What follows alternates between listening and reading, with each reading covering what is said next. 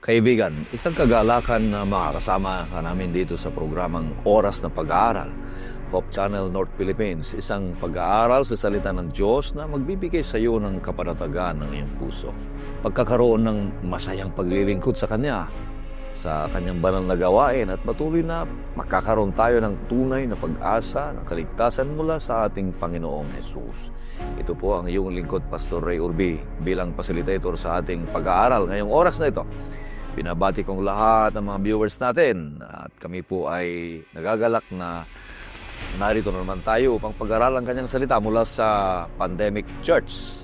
Ganon din sa F. Carlos Mission Group sa San Isidro, Balara, sa Quezon at Dingalan, sa Cebu. Ganon din sa Cebu Academy. Pupunta kami dyan sa January 20, makita tayo. Sa Quirino, ganon din sa Pasig, sa Muntinlupa, sa Sampaguita at Naga City. Ganon din sa Mandaon, at sa maraming lugar, sa Canada, sa Singapore, sa Hong Kong, sa France, sa Tortola Breezes, Virgin Islands. Ganon din sa Burbank at Lumalinda, California. At sa buong mundo, kaibigan, Luzon, Visayas, Mindanao, kami po ay nagagalak na binabati namin kayo. Pagpapalain kayo ng ating Panginoong Diyos na may-ari ng ating buhay. Maraming salamat sa mga masisipag na nagsusulat dyan sa comment section natin. At ibinabahagi ito at dito namin malalaman kung nasaan ang mga nakikinig, sumusubaybay at ganun din nagsishare sa programang ito. At patuloy kayong pagpapalain ng ating Panginoong Diyos. Diyan sa comment section, makikita nyo dyan ang outline. Pwede nating i-download yung outline natin sa linggong ito. At ang patuloy nating makakasama dito sa studio, kaibigan, ay ang ating buting pastor, si Pastor Ray Salo. Siya po ang ating Behavioral Formation Officer ng Manila Adventist College. At siya din ang Executive Director ng Asia Association of Clinical Pastoral Education. Kumusta kayo, Pastor Ray? Maraming salamat, Pastor Orbi, at maraming salamat sa ating taga-subaybay mula pagbati po sa Manila Adventist College. At ngayon, Pastor, lalabas ang resulta ng barisan. Oo nga. Lalabas. Oo, magandang balita yan. At ganoon din yung resulta ng mga nag-exam ng dentistry. Ayan, purihin ang Panginoon Diyos. Si Pastor Rizalo po ay inyong subaybayan ng patuloy dahil siya ang host natin sa Batas at Biblia. Kakalabas lang ng ating resulta ng barisan. Nagpapasalamat tayo sa paggabay ng ating Panginoon. Suportahan nawa natin mga taga-subaybay. Lalo na sa mga kaanib ng Seventh-day Adventist Church. Nag-iisa ang ating law school, Pastor. Yan, dito lang. At ito ay Pastor, online lang. Yan. Online lang. Para mas maayos ang ating hangarin at paglilingkod. At sa ating pagpapatuloy, kaibigan, nais kitang anayahan sa isang panalangin. O Panginoong Diyos, Ama naming banal na luklukan na sa mga langit. Kami po ay magpapailan lang sa inyo. Nais naming patuloy na ganapin ninyo ang inyong kalooban sa aming buhay at hingin namin ang iyong presensya sa magitan ng ministeryo ng Banal na Espiritu at patuloy kaming maglingkod sa inyo sa aming Panginoong Hesus. Pagpalain ang bawat isa na sumusubaybay at nag-aaral at ito'y isang pagsamba sa inyo sa oras na ito. Ito'y hiling namin sa pangalan ng aming Panginoong Hesus. Amen. Ang patuloy na pag-aralan natin, kaibigan, ngayong trimestre magmula pa noong Oktubre hanggang Disyembre. At Disyembre na ito at malapit na tayong matapos. Sa susunod na linggo ay isa na lang. Pang 13 Sabat na. At patuloy natin pinapag-aralan ang tema ng Ebanghelyo ni Juan. At dito natin na matatapos at patuloy nating pinapag-aralan kung sino si Kristo sa ating buhay at ayon sa sinulat ni Apostol Juan, ano yung kanyang mga turo, mga ginagawang himala at mga hiwaga na nagpatutuo na siya ay tunay na kaisa-isang bugtong na anak ng ating Panginoong Diyos, na ano ang kanyang mga aral tungkol sa kaligtasan at ugnayan sa kaharian ng Diyos. Subaybayan mo ito, kaibigan. Patuloy na makikilala mo ng lubusan ang ating Panginoong Hesus sapagkat siya ay malapit ng darating. At ang ating pang-12 paksa na pag-aaral ngayong linggo ay may pamagat na ang oras ng kaluwalhatian, ang krus at ang pagkabuhay na maguli. At ang talatang sa uluhin na matatagpuan sa John 18:37, ito pong sabi, sinabi sa kanya ni Pilato, "Kung gayon ikaw ay hari?" Sumagot si Jesus, "Ikaw ang nagsasabing ako'y hari. Ako'y ipinanganak dahil dito. At dahil dito ay pumarito ako sa sanlibutan upang magpatotoo sa katotohanan. Ang bawat isang panig sa katotohanan ay nakikinig sa aking tinig." Napakaganda.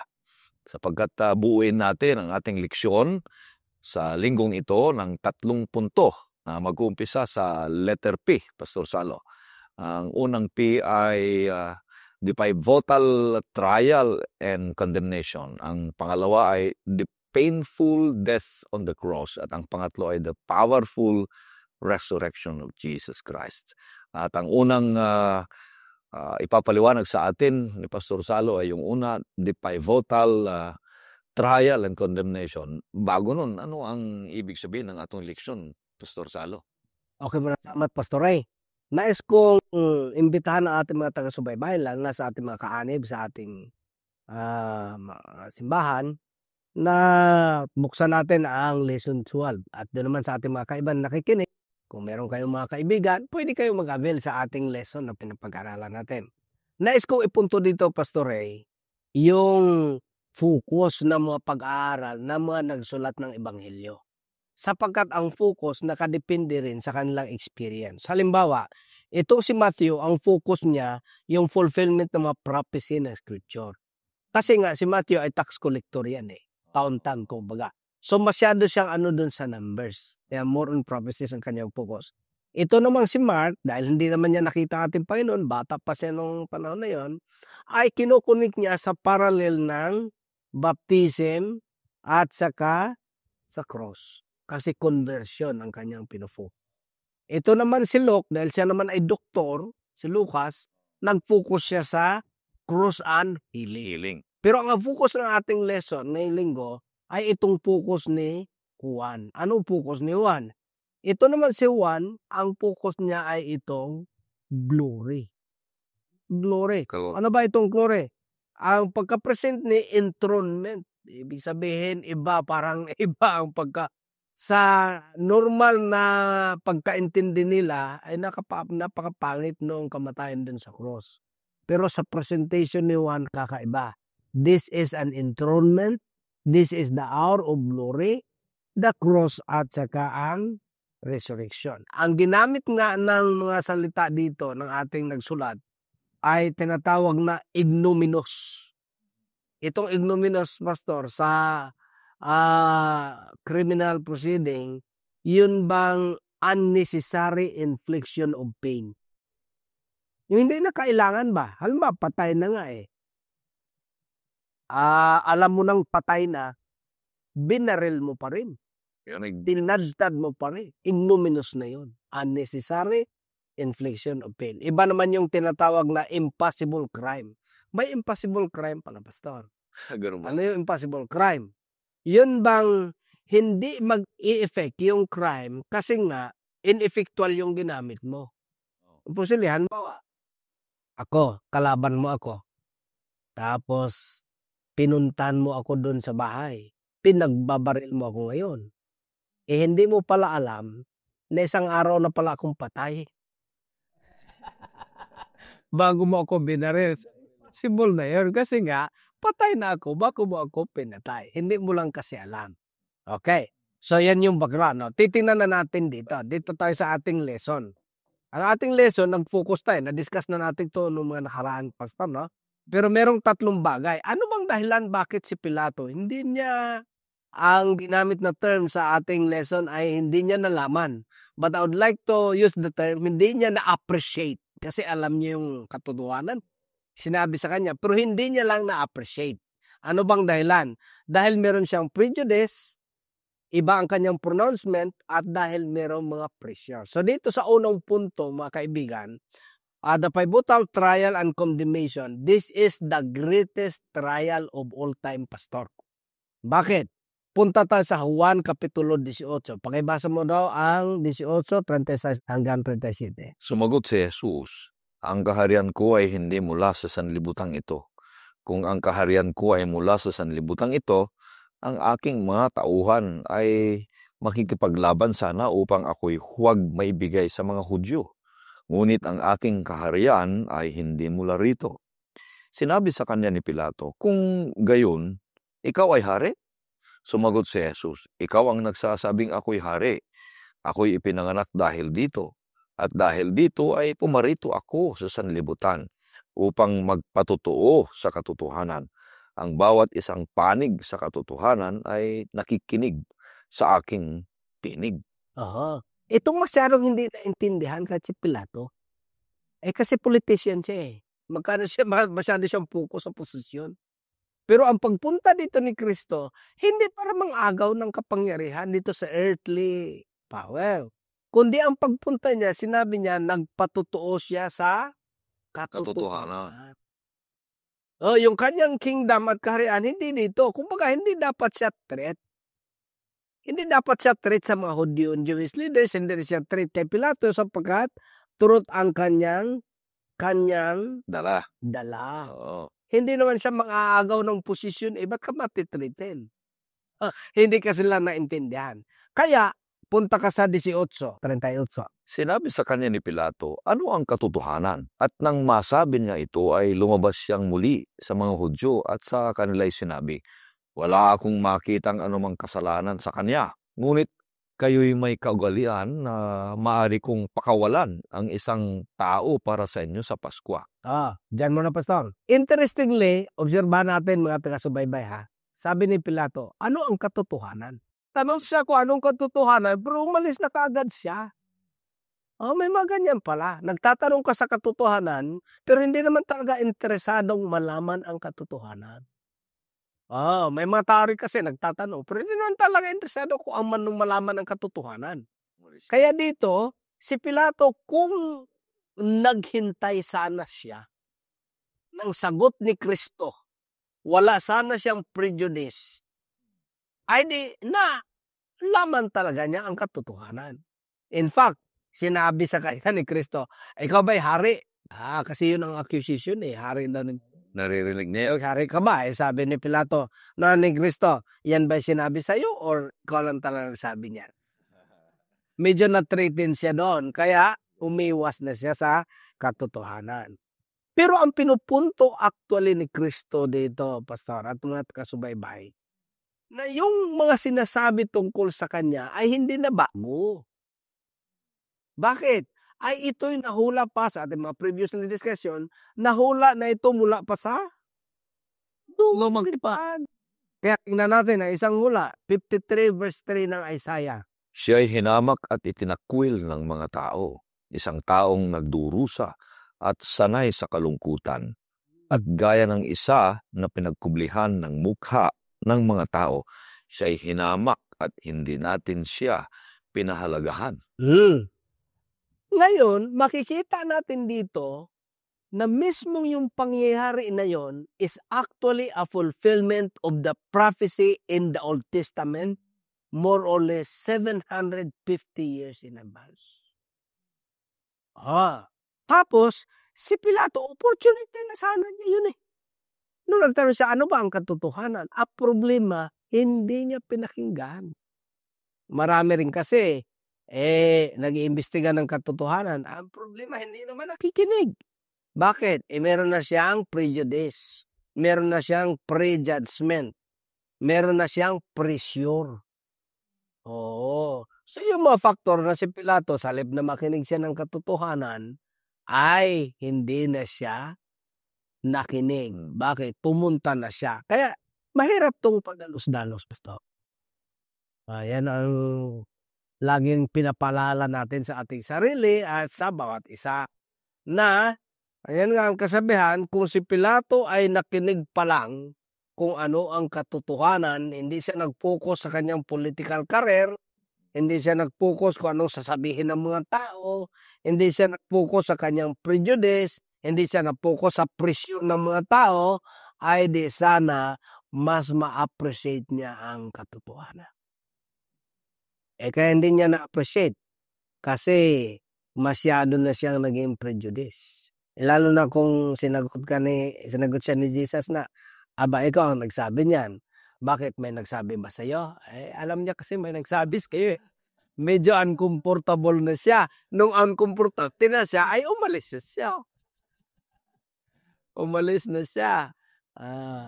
Opportunity sana yon. Kaya nga ang tawag natin sa mga previous lesson na ito ay meron siyang power as well as opportunity.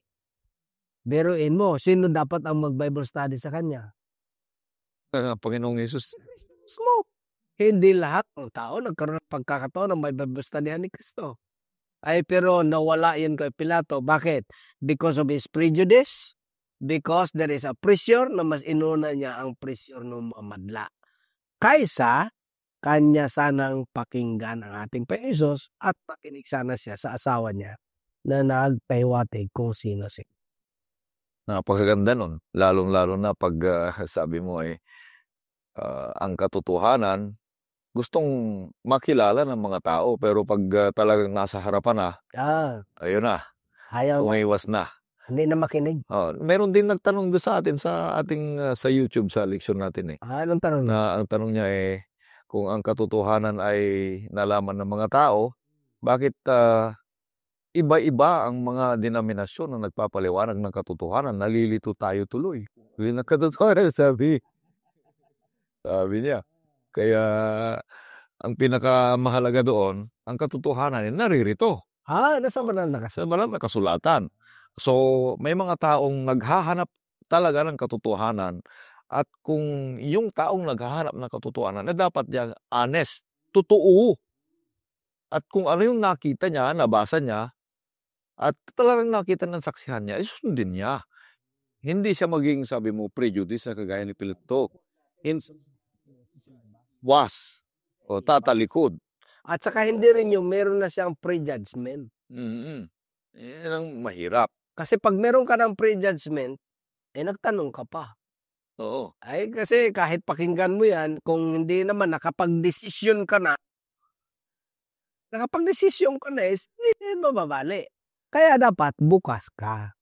Bukas ka sa katotohanan. Anong katotohanan ay totoo, mga kapatid at mga kaibigan, ang katotohanan na magpapalaya sa atin. Magbibigay sa atin ng kapanatagan. Bagamat maraming tao ang naghahanap ng katotohanan, at kung nakita na nila, ay kung talagang gusto mong yakapin, magiging pagpapala sa iyo yon.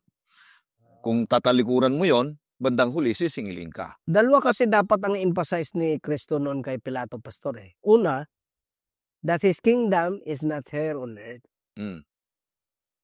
Yun yung unang katotohanan. Ang katotohanan, pangalawa, ang kanyang pinunta rito para iligtas ang sangkatauhan. Hindi siya interested sa power struggle between the Jews and the Romans. Hindi rin siya interested sa power struggle among the religious leaders. Hindi siya interested doon. Akala nila interesado si Kristo noon. Then sumisikat na si Kristo, na-threaten sila.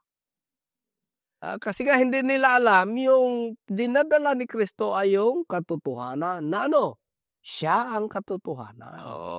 Na ang pinunta niya ay kaligtasan. Na binuhis niya ang kanyang buhay. Na ang kanyang kaharian ay hindi sa mundong ito. Yan ang katotohanan Kaya purihin ang Panginoon Diyos, kaibigan. Maraming salamat sa unang punto na doon sa trial na ginawa nila noong inapi si Kristo at nakatayo na siya doon sa harapan ng mag-uuhom sa kanya, si Pilato. Nalaman nila ang totoong katotohanan. Ng katotohanan, hindi lang nagsasabi si Jesus, kundi siya mismo ang katotohanan.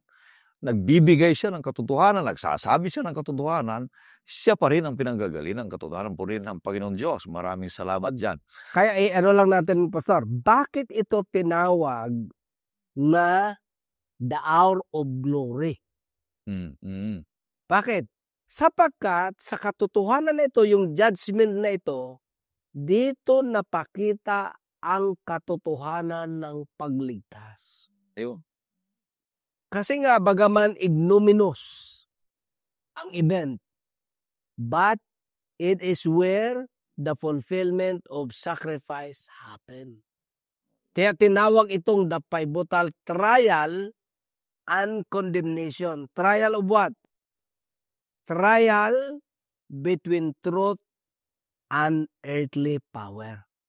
Ang ibig sabihin, application natin sa atin, ito yung trial na mamimili ka kung ano ba ang susundin at priority mo. Ang katotohanan na si Kristo or yung posisyon at earthly power. Oh. Yun yung katotohanan. That is the question of truth to us today. Ganun pa rin yan eh. Ano ba ang tanong sa atin? Ano bang pipiliin mo sa paglilingkod natin? Kung ano mang iyong level ng paglilingkod. Meron dalawa lagi kang pagpipilian yan. Katotohanan na si Kristo or yung temporaring earthly power. Yun. Sayang konti. So, nasa sayo na yun. May kasabihan, Pastor, na ang katotohanan ay hindi mo na kailangang imbestigahan o kailangang magkaroon pa ng trial o condemnation man. Katotohanan na yun eh. Totoo na yun eh. Kung mayroong hinalo mo na hindi totoo doon sa katotohanan yun, kailangan imbestigahan mo. Oo. Pero paano mo alaman na ito talaga ang totoo? Totoo na. Si Jesus, imbestigahan mo pa si Jesus, nandun na nga siya. Kaya kasi, bagaman siya ang katotohanan, meron kasing accusation. Kaya nga ang ating pinupunto ni Juan dito, yung tema sa pagpapatuloy na ang tawag niya sa Tagalog, malaking tunggalian. Na ang tawag ko nga dyan is the grand litigation or the greatest trial at all time. Kasi nga, inakusahan si Kristo eh. Pero, ang akala ng iba naman, dahil inakusahan si Kristo, papatunayan niya ang kanyang innocence. Hindi ganon. Hindi yun ang focus ni Kristo. Yun sinabi mo sa kanina. Hindi niya na kailangang mag-ano pa. Dahil siya na nga ang katotohanan eh. Ano ang kanyang pinunta rito is not to prove his innocence. Anong pinunta ni Kristo? Para iligtas ang mga nawala. Tama. Hindi para mapatunayan niya kay Satanas na inosente siya. Na kailangan pa niya ng last generation ng mga perfect na tao para lang magpatunay. Hindi ganon. Bakit? Si Kristo lang yung kanyang buhay na perfecto, sapat na. At hindi naman siya na-threaten sa accusation ni Satanas. Bakit? Walang makaka-threaten sa Diyos. Wala. Hindi natatakot ang Panginoon sa investigasyon o kaya akusasyon dahil nasa kanya ang katotohanan. Ang kinatatakutan niya, yung mapahiwalay siya sa Ama, yung relasyon. Dahil sa kasalanan. Nagpapatuto siya sa katotohanan. Yan. Ang problema, actually, pag tinignan natin, parang si Jesus ang trial dito. Si Jesus naman talaga sa story ng gospel. Pero ang totoo niyan, it is not his trial. It is our trial. Whether or not we will choose the truth, which is Christ, or we will choose the earthly power. Sapagkat nandun na ang katotohanan. Nakatayo na ang katotohanan. Ikaw, mamimili ka kung sundan mo yung katotohanan o talikuran mo yung katotohanan kagaya ni... Yan yung trial para sa... Okay. Maraming salamat na ang pivotal trial and condemnation ay hinarap ni Jesus upang bawat isa sa atin, kung nasa atin ang katotohanan, huwag tayong matakot. Kahit may mga akusasyon, may condemnation, tayo tumayo kagaya ng ating Panginoong Jesus na merong kapayapaan sapagkat may pag-asa ng bawat isa sa atin. Pangalawa na, Pastor, punta na tayo sa pangalawang P, painful death on the cross. Ano ibig sabihin nito? Tingnan natin ang background, Pastor. Salamat sa pangalawang punto, painful death on the cross. Ang marami nagpupuko sila sa physical pain. Pero pastor, sa reality, mas masakit ang emotional pain kaysa physical. Ang iba nga, di ba, may kanta niyan si Michael B. Sinaksak mo ako ng kutsilyo, binuhusan mo ng asido. Napakasakit ang description niyan. Kaya dito actually, ang tawag dito ay total pain or holistic pain. May kanta nga dyan, sabi, and he died with a broken heart. Ang sakit kasi noong ginawa niya na ang lahat, pero mas marami pa rin ang tatanggi. Oo. Na ngayon, anong demonstration dyan ng role ng sacrificial lamb? Tingnan natin. Ang 1 Pedro 2:24, pastor, tingnan natin. Siya mismo ang nagdala ng ating mga kasalanan sa kanyang katawan sa punong kahoy upang tayo'y mamatay sa mga kasalanan at mabuhay sa katwiran. Dahil sa kanyang mga sugat ay gumaling kayo. Dito, dahil sa kanyang mga sugat, gagaling tayo. Yan yung sacrifice na binigay ni Kristo. Yung pain dyan, pastor, is not only physical, but involves actually the totality of pain of a total separation from the Father. Yung pag hihiwalay siya. Hiwalay ka, eternally yun eh. Si Kristo, kaya ang tawag dyan, yung faith of Jesus is trusting the Father fully and holistically that He will be resurrected. Sapagkat ang binayaran niya sa krus yung total separation. At yung pinakamasakit yun, pastor. Yung mahihiwalay. Mahihiwalay ka forever. Mahirap yun. Yun ang pinakamahirap. Ang intensyon sana nung cross ay para i-humiliate ang taong kriminal. Mapahiya. Kasi sa mapag-aral niyan, pastor, hindi talagang may saplot yan eh. Walang saplot lang, i-display ka i-expose ka. Lahat, wala. Expose ka para makita ka ng lahat. Abot-ubad. Walang cover na. Shame ang binibigay sa iyo niya. Kaya. Pero more than that, yung total separation, yun yung pinakasakit, pastor. Tingnan natin ang Philippians 2:8 kung gaano kadakila ang epekto ng pagsakripisyo ng ating Panginoon Hesus. At palibhasa'y natagpuan saan niyo ng tao. Siya'y nagpakababa sa kanyang sarili at naging masunurin hanggang sa kamatayan, maging sa kamatayan man sa krus.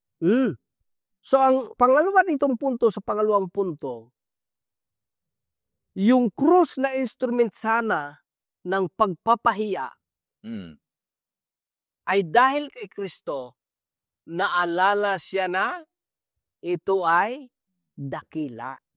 The cross was meant to humiliate but transform into the symbol of victory and love. Yun. Kaya sa palit na ipahiya, dito, pastor, ito yung kapangyarihan ng Diyos na mag-transform ng pangit na bagay sa napakaganda. Ang cross walang napakagandang mensahe ang cross before Christ. Kasi kahihiya talaga yan. Kahihiya pagka-cross ka, kahihiyan, criminality, lahat puro negative. Pero nung inilagay si Kristo, naging positive na ang cross. Ano na ang ibig sabihin ng cross? Victory. Salvation. Hope. Ano pa? Pag-asa. Hope. Pag-asa. Tagumpay. Buhay. So lahat ng negative naging positive. Pag si Kristo, ito ang application, pastor. Kahit gaano ka-negative ang buhay ng tao, kung si Kristo ay nandyan sa atin, sa akin at sa iyo, maging positive ang buhay mo. Amen. Yan ang pinakapunto dito. Kahit na ang krus na wala talagang magandang mensahe, naging mensahe siya ng pag-asa, naging mensahe siya ng tagumpay, naging mensahe siya ng buhay, sapagkat ang kaibahan doon kasi inilagay si Kristo. Kaya yan ang pag-asa natin ngayon. Nandyan naman yan sa Bible. First Thessalonians, di ba? Chapter 4, 15 and hanggang 17. pagbalik niya in a twinkling of an eye. You will be changed and transformed. Nandyan din yan sa 1 Corinthians chapter 15. Kaya kapag walang pang paopera sa lupang ito, wag nang magpa-opera, ibili mo na lang ng bigas. At itatransform ka holistically. Hindi ito future lang, pastor. Ang transformation nag-uumpisa din sa ngayon. Pag magpasakop. Sakop ka kay Kristo. Oo, itatransform ka nga eh. Itatransform ka kasi yun yung tinatawag na holistic transformation, pastor eh. Holistic transformation. Yung painful death at the cross, bagaman painful siya on the part of Christ and on the part of God, on our part, it is a victory, it is salvation, it is a gift, it is everything for us. Napakaganda ang deal, di ba?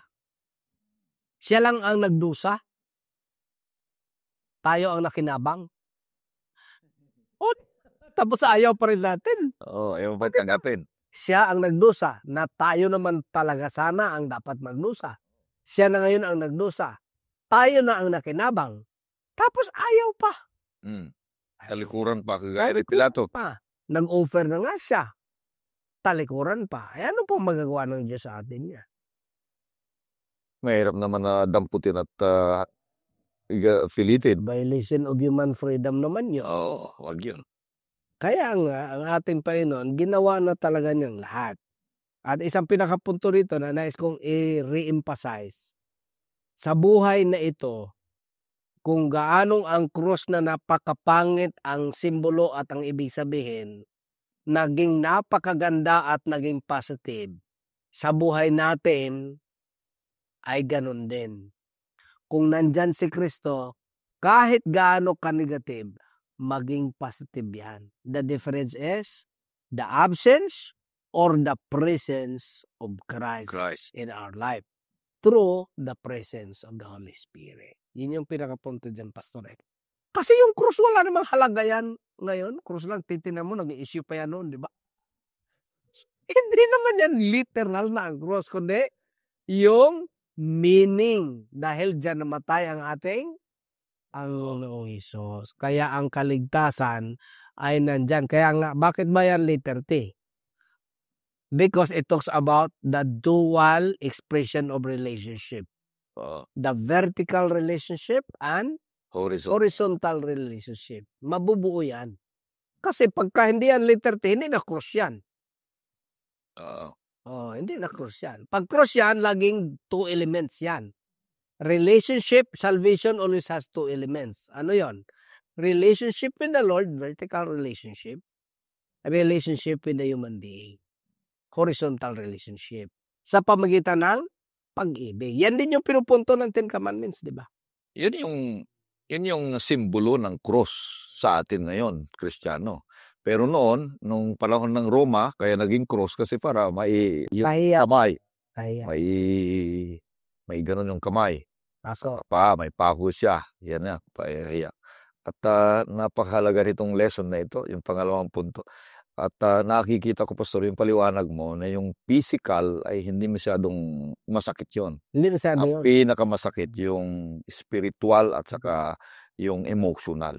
Kaya ang ating Panginoong Hesus, nakakaramdam siya ng yung pagpako niya. Pero ang pinakamasakit sa kanya ay yung mahiwalay siya sa Panginoon at mawalang pag-asa ang mga tao. Kaya talagang ginawa niya yon, sinakripisyo niya yon. Hindi niya pinagkaila yon dahil sa pagmamahal ng bawat isa sa atin. Kaya nga may kanta mga kabataan saktan mo na lang ako, gagawin ko ang lahat, pangako mo lang, huwag mo akong iwalayan. Yung babae, sa batas natin ang tawag yan, yung battery. Yung battery, yung talagang mga nabubugbog. Kailangan 2 cycles pa. Yung tawag nila dyan ay yung syndrome ng battered wife. Napakahirap doon, no? Pero yun, may mga babaeng ganun, no? Kayang-kayang pagtiisan kung sinasampal ka, pinubugbog ka sa katawan, kayang-kayang pinagtiisan. Pero kung talagang yung Emotional. emotional na, ayun ang hindi niya kaya. Iiwalayin ka na talaga. Walayan ka na talaga. Oo. Mahirap din yan. Kaya purihin ng Panginoon Diyos. Maraming salamat sa pangalawang punto na dito sa painful death on the cross ng ating Panginoong Jesus ay nakakahiya nga. Pero nung ang Panginoong Jesus ay naroon na sa cross, ang cross ay hindi na nakakahiya kundi nagiging simbolo ng pag-ibig, pag-asa at buhay na walang hanggan dahil nandun si Kristo. Nung nandun na si Kristo, Pastor, ang cross di ba nakaganyan yan? Sa panahon ng mga Romano, it is a symbol of shame and exposure. Walang damit eh. Oo. Kano karon? Shame yan, kaya yan. Pero nung si Kristo na ang nakalagay doon, hindi na shame yun. Ano na yan? Is a symbol of an open arm and an invitation. The only difference is because Christ is death. Kaya ang tanong dyan, mga taga-subaybay sa atin, pagka tinignan natin ang ating buhay, ano kaya ang buhay natin? Nandyan kaya si Kristo? O wala? Yun lang ang tanong dyan. Kasi kung nandyan, it makes the difference. Ang simbolo ng krus ngayon, pananakot nila sa mga demonyo. Hindi. Kundi ang krus ay isang halimbawa na pinakita sa atin ng Panginoong Hesus ang kanyang pagmamahal, na mapapatawad niya tayo. Pinakita rin ng ating Panginoon sa cross ng tagumpay na talo na kaaway, ating kaaway si Satanas, at sa ganoon din, simbolo ng pag-ibig ng Diyos at buhay na walang hanggan. Mga kapatid, pupunta na tayo sa pangatlong punto, Pastor, na letter P. Pagkatapos na pivotal yung una, painful yung pangalawa, ang pangatlo ay powerful resurrection. Ito. Ano to, Pastor? Ito, next kong emphasize ko dito, Pastor. Dito ang medyo matagal tayo ng konti. Powerful resurrection. Kapangyarihan. Ito ang in-emphasize talaga tayo ni Juan na powerful resurrection. Resurrection in itself is already powerful. Pagka nabuhay ka naman, talagang powerful yan. Diba? So, bakit tinawag na powerful resurrection? Because this is a resurrection that demonstrate all the powers, Pastor. Bakit? Kasi ito, tingnan natin, punta tayo sa 1 Corinto 15, basahin natin 54 to 57, Pastor. Subalit kapag itong may pagkasira ay mabihisan ng walang pagkasira, at itong may kamatayan ay mabihisan ng walang kamatayan, ay mangyayari ang salitang nasusulat. Nasulat. Kamatayan ay nilamon sa pagtatagumpay. Okay. O kamatayan, nasaan ang iyong pagtatagumpay? O kamatayan, nasaan ang iyong tibo? Ang tibo ng kamatayan ay ang kasalanan, at ang kapangyarihan ng kasalanan ay ang kautusan. 7. Subalit, salamat sa Diyos na nagbibigay sa atin ng pagtatagumpay sa pagitan ng ating Panginoong Hesukristo. Ito, Pastor, napakaganda. Bakit? Kung namatay lang si Kristo tapos hindi nabuhay, walang saysay. Wala na. Ano pa? Patay kay. Walang saysay. Wala tayong Kaya dito, may mga tinatawag tayo niyang stages. Namatay siya to complete the sacrifice, pero siya ay nabuhay. Yan ang kaibahan, Pastor, ng mga other religious leaders compared to Jesus. Bakit? Yung ibang mga religious leaders hanggang ngayon, nandyan pa sa libingan. Pero si Kristo, wala na. 3 days lang nabuhay na siya. At itong kanyang pagkabuhay, kaya powerful ito sapagkat it will give all the powers to every human being sa lahat ng mga tao na tayo rin ay may pag-asa ring mabuhay maguli. Kung hindi ka man mabuhay maguli dahil hindi ka namatay, mabago rin ikaw totally. Ayun yung mensahe. At ang pagbago mo, hindi lang physically. Nagbago din ang state of being, not only physically, but also the state of being from mortal to immortal. Saan ka pa? Ang offer ng Panginoon, lahat nandyan na. Hindi lang gawin kang gwapo, hindi lang gawin kang mayaman, hindi lang gawin ka pa, total at hindi na mamatay. Tapos tatanggihan pa ng tao yan. Tatanggihan pa. Pero ang pinaka-offer talaga ng Panginoon, relasyon. Pag-ibig. Yan talaga ang pinaka-offer ng Panginoon. So, kaya powerful resurrection because it will give all the power. Ang pinaka-matindi kasing kalaban ay ang kamatayan. At sa experience ko, Pastor, sa hospital, kahit gaano kahanda ang tao at kahit ano pa ang kanyang profesyon, kahit tayo mga pastor, mga clergy at kung sino pa, kahit gaano kahanda, pag nandyan na ang kamatayan, ay talaga namang mag-i-struggle ka. Mag-i-struggle ka. Kahit si Kristo Matthew 26, grabe ang struggle niya. Not only that he submit to the will of the Father, doon pa natapos ang kanyang struggle. Pangalawang punto dito. Punta tayo sa Kapitulo 15, versikulo 17, Pastor, sa 1 Corinto. The cornerstone of the Christian faith, believers are empowered to live life with hope and purpose. Ito. Ang mga naniniwala ay mamumuhay sila kamo ng buhay na merong, number 1, merong pag-asa at merong purpose ng buhay. ang buhay. Hindi pariwara yung buhay. May mga kabataan sasabihin, paano na ang buhay ko kung wala ka? Ay, napakababaw naman noon. Abuti kung kay Kristo mo yan sinabi. Pero doon sa bigsayin mo lang na pinagtaksi lang ka, naku po, ay, mababaw yan. Basahin muna natin yan. 1 Corinto 15:17. Kung si Kristo ay hindi muling binuhay, ang iyong pananampalataya ay walang kabuluhan. Kayo'y nananatili pa rin sa inyong mga kasalanan.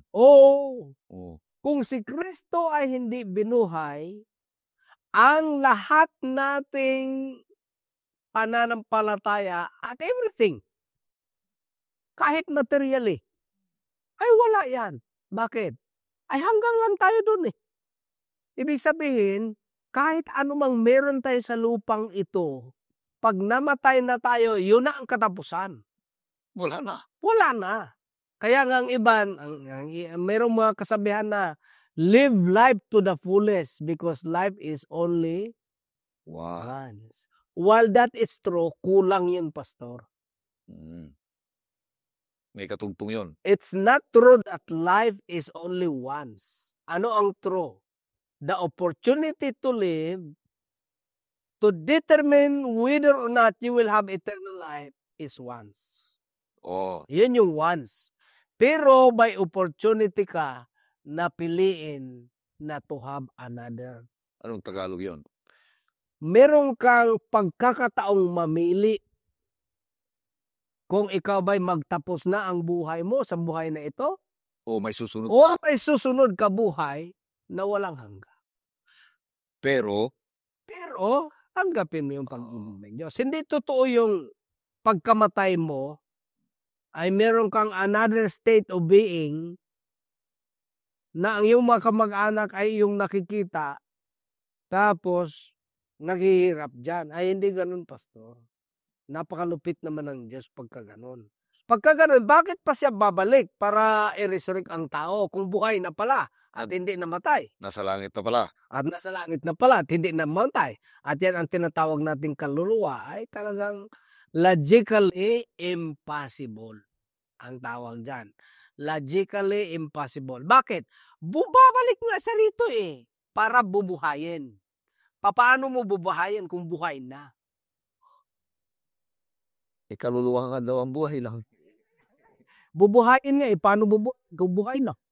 Ang kaluluwa sa Biblia ay tao Hindi mo makita. Kaya nga, hindi talaga totoo na yun yung lie ni Satanas Yun yung pagsisinungaling niya na hindi kayo mamamatay. Pero ang sabi ni Kristo, mamamatay kayo. Kaya ang sabi nito, resurrection.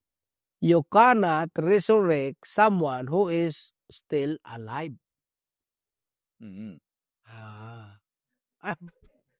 Ibalik. Pag sinabi bang muling ibalik, nawala yon or hindi?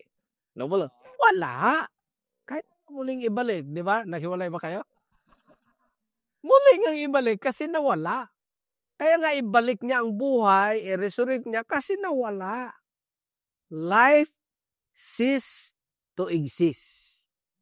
Kaya i-resurrect. Pero ang pinakapunto rito, Pastor, kung hindi binuhay or nabuhay ang ating Panginoon, may silbi ba ang lahat na ito? Wala na. Wala rin. Kasi hanggang doon lang talaga. Wala na. Wala na. Kaya itong kanyang pagkabuhay na doon sa kamatayan sa cross at ang kanyang kabuhay, ito yung nagbibigay pag-asa sa lahat ng tao. Maniwala ka man o hindi kay Kristo. Ito yung nagbibigay pag-asa. Tingnan mo ang pangyari ngayon sa mundo, kahit saan na lang may gira. Pero bagaman ganun ang kalagayan natin, ang ano dito mga taga-subaybay, ay ang pag-asa natin, yun yung tinuturo ni Kristo. Ang kanyang kingdom is not of this world. Yun yung katotohanan na tinuturo niya, na-threaten sila sapagat they don't realize that Christ is offering them something more than what they have.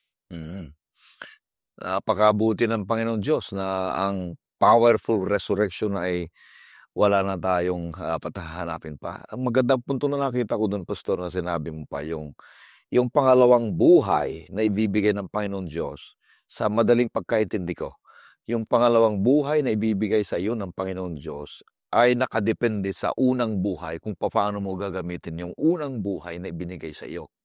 Kasi ganito lang yan. Binigyan mo ako ng coat. Sinaula ko naman. Di wala. Bibigyan pa ako ulit. Hindi na. Pero ginamit ko.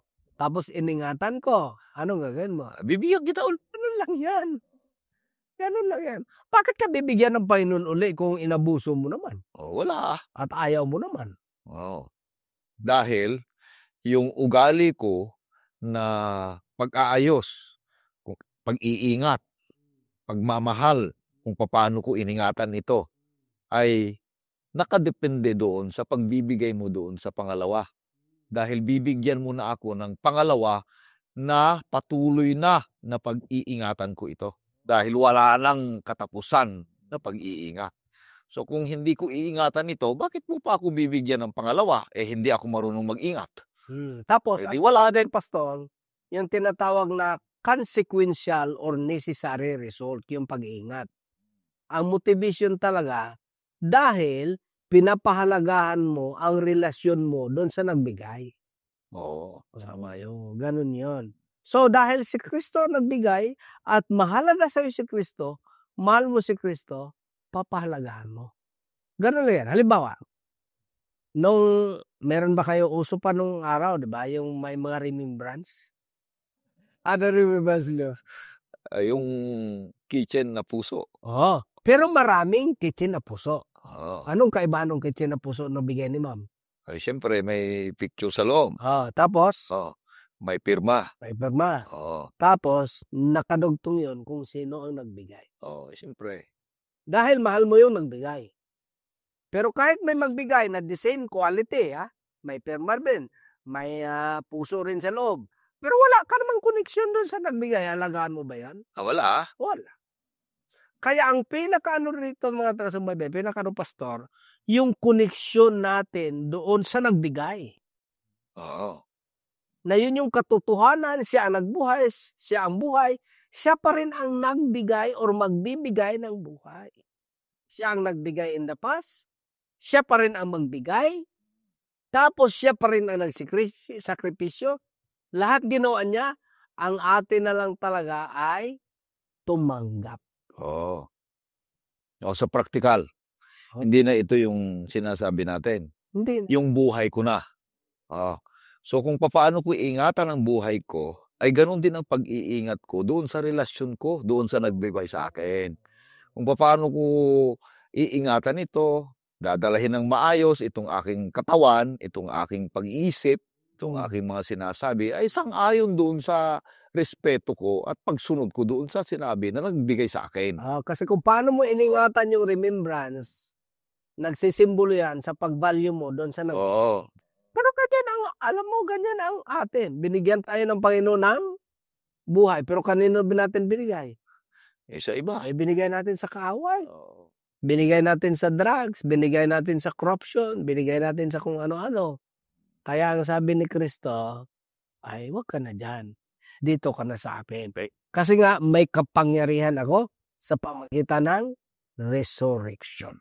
Alright, maraming salamat Pastor Salo. Napakagandang ating leksyon na ito'y buo na ang isang linggo ay nagbibigay ng kaluwalhatian sa ating Panginoong Diyos. Hindi lang doon sa trial at condemnation na naiharap sa Kanya, nagpatutuo ng katotohanan. Ganon din doon sa painful death niya sa cross, na yung cross ay nagiging halimbawa o kaya simbolo na ng pag-ibig at pag-asa ng kaligtasan, pagpapatawad.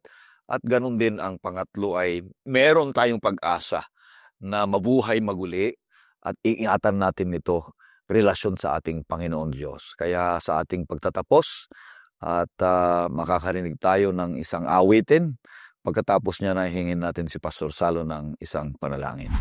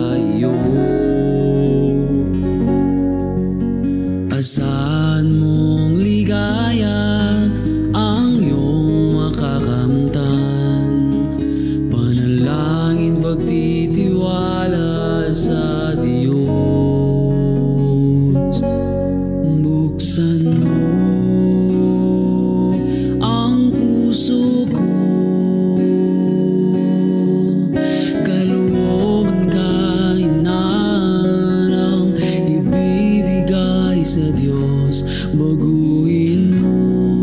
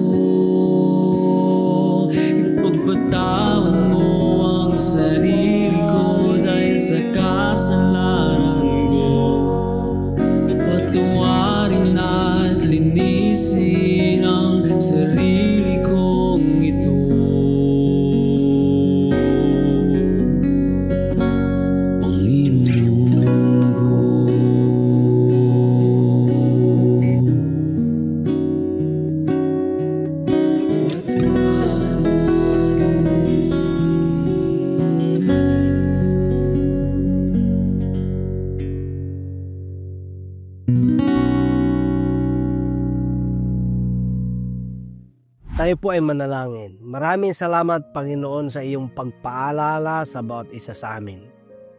Na bagaman ang cross ay kahihiyan, pero dahil sa inyo, ito ay kaluwalhatian.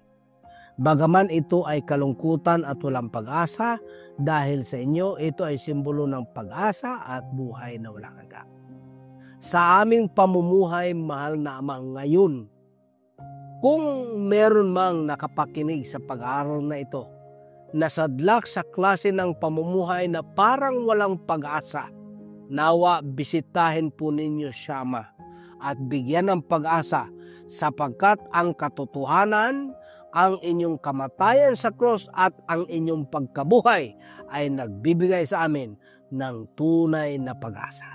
Kami nawa ay mamuhay na pinapalahalagahan kayo bilang tagabigay ng buhay at may-ari naming buhay sapagkat kayo ang nagbibigay ng tunay na pag-asa.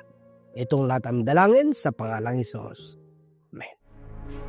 Maraming salamat kaibigan sa patuloy na pagsusubaybay at pagkikinig sa AWR. Pagpurihin ng ating Panginoon Diyos at pagpapalain kayo ng bawat isa. Patuloy kayong susubaybay sa programang Oras ng Pag-aaral sapagkat ang Diyos ay patuloy na nagmamahal sa inyo. Kami din ay nagmamahal sa iyo.